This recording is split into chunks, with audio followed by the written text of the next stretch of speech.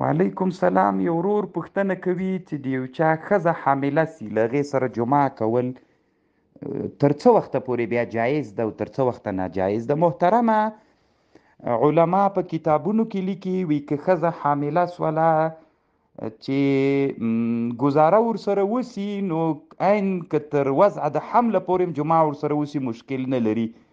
الله پاک دې روغ جوړ لره محترمه، یعنی جمعه ناروا کیږي نه، خو چې ګزاره ورسره وسي فیه ما فیه.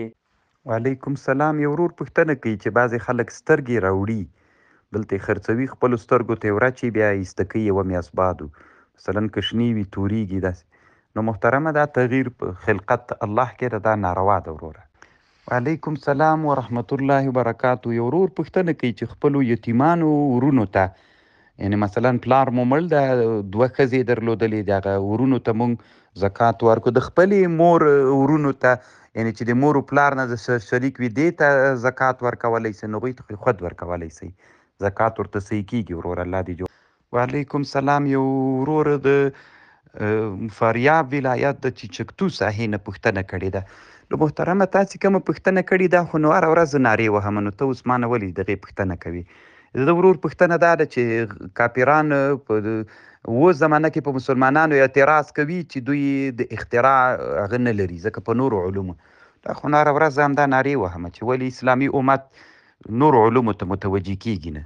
وعلیکم السلام. یو ورور په نامه د حامد کوچیوال پوښتنه کړې ده، جومات کې د مکتب درسونه ویلل څنګه دي؟ محترمه وروره، د مونږ د حنفي فقهاو فتوا لا دا ده چې د قرآن درس ویلل جومات کې په مقابل د اجرې کې، دا څنګه ده؟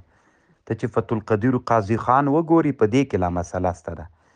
او بیا د مکتب کتابونه دا خو بیخي ناروا دي، جومات کې په مقابل د اجرې کې، ځکه جومات د عبادت دپاره جوړ ده محترمه. نو حتی که قرآن پکې وایي هم علما وایي د اجرې په مقابل کې به نه وي. دا د مونږ ټول حنفي فقها وي. الله دې جوړ لره کامیاب. وعلیکم سلام. یو ورور د کندهار ولایت نه پوښتنه کړې ده، دی وایي چې یو سړی مثلا یو من تریاک لري، نو محترمه چې عشر یې ورکړی ده، بیا په ده باندې زکات نشته ده. په دې باندې ما په فارسي ژبه باندې، یعنی یو ملګري پوښتنه کړې وه، فارسي باندې ما دته مفصل جواب هم کړی ورور. الله دې ښه لره کامیاب. وعلیکم السلام ورحمت الله وبرکاته. یو ورور شاهد الله حماسي په نامه پوښتنه کوي چې که چېرته یو څوک د دې وصیت وکړي چې ماته مثلا د حج یا عمرې ته تللي، هغه کفن کې هغه احرام کې د دغه کړي وي، حج عمره یې کړي وي، نو ښه خبره ده محترمه، د تبرک دپاره مخکې ما دا خبره جواب کړې وله وروره، په تفسیر روح البیان کې شته ده. یعنی که دغسې یو خو دا ده چې دا وصیت خو لازم نه ده، نو خو که وسي ښه خبر ده وروره. الله دې جوړ لره جنتي. السلام علیکم ورحمت الله وبرکاته.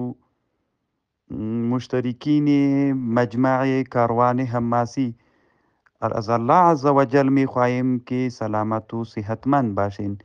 یک برادر پرسان کردند که یک کس اگر در بدن او زخم باشد و غسل به او آدم ضرر میرساند، به او آدم احتلام پیش بیایند، آیا تیمم کرده میتواند؟ یعنی بله محترم، در این مسئله حدیث صریح هم به وجود آمده.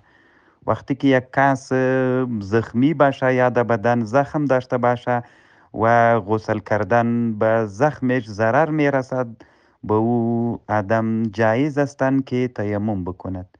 کامیاب باشین، صحتمند.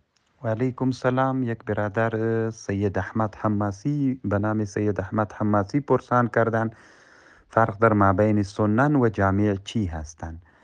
محترم، در جامع بعضی چیزای زیاد هستند. جامع او کتاب را میگوید که عقاید و تاریخ و سیر در او کتاب باشد، و سنن او کتابی را میگوید که در او کتاب وفق، یعنی موافق کتاب های فقه و مباحث فقهی در اونجا باشه. کامیاب و صحتمند باشه. وعلیکم السلام. یو ورور الیاس عمر په نامه باندې پوښتنه کړې ده، د علامه امام بونی رحمه الله د سر الخفی د کتاب نه یوه خبره لیږلې ده. محترم وروره داسې ده چې دا یو بیخي نادر عالم تیر سوی ده. نو ښه خبر دا ده وروره چې دغه عالم کتابونه ځکه سړی په هدف نه پوهېږي. نو ښه خبر دا ده وروره چې مه یې ګوره دا کتاب، ځکه دی دا ځان ته مستقل علم ده، دې ته علم د حرف وایي موږ، او علم د انمارتیقي ورته وایو، علم د حرف هم ورته وایو. دا سړی محترمه نادرې خبرې کوي. نو ښه خبر دا ده وروره سودا ده راچوي دا ژوند کې به، ځکه د ده کتابونه ما سره سته، سودایي به دې جوړ کړي، بیخي به دې له ژوند نه وباسي. الله دې جوړ. السلام علیکم ورحمت الله وبرکاته. د حماسي کاروان د ګروپ ټولو ملګرو الله پاک مروغ جوړ لره. الله مو حافظ و ناصر سه. یو ورور محمد الله عثماني په نامه پوښتنه کړې ده. دی وایي چې مثلا د یو چا پلار مریض ده، نو هغه د کوم سنت چې دي دغه نسی لرې کولی، یعنی د عانې ویښتان نسی لرې کولی. نو دی وایي چې غسل هم بل څوک ورکوي او قضای حاجت هم چې کوي بل څوک یې پاکوي. نو که دغه سنت یې بل څوک ورته پاک کړي څرنګه ده، جواز لري که نه لري؟ محترم وروره په بنایي کې د علامه بدرالدین العیني په بنایي کې لیکلي دي: لا بأس بأن يتولى صاحب الحمام عورة انسان بيده عند التنوير. یعنی که د یو انسان د حمام ولا سړی چې ده چې حمام ته ورننوتلی، نو د حمامچي که چیرته د هغه سړی چې غسل ته ورغلی ده، نو د هغه په عانه باندې چونه ووهله. مخکې عادت ده او په چونه باندې به یې د هغه ترېنده لرې کول. نو دی وایي که سترګې پټې وي پروا نه کوي، خو بیا وایي امام ابواللیث سمرقندي رحمه الله وایي هذا فی حالت ضروره لا فی غیرها. دا د ضرورت په حالت کې ده. اصل پکار دا ده چې هر انسان دغه ویښتان خپله لري کړي، او که ضرورت وي د ضرورت په حالت کې بیا جواز لري.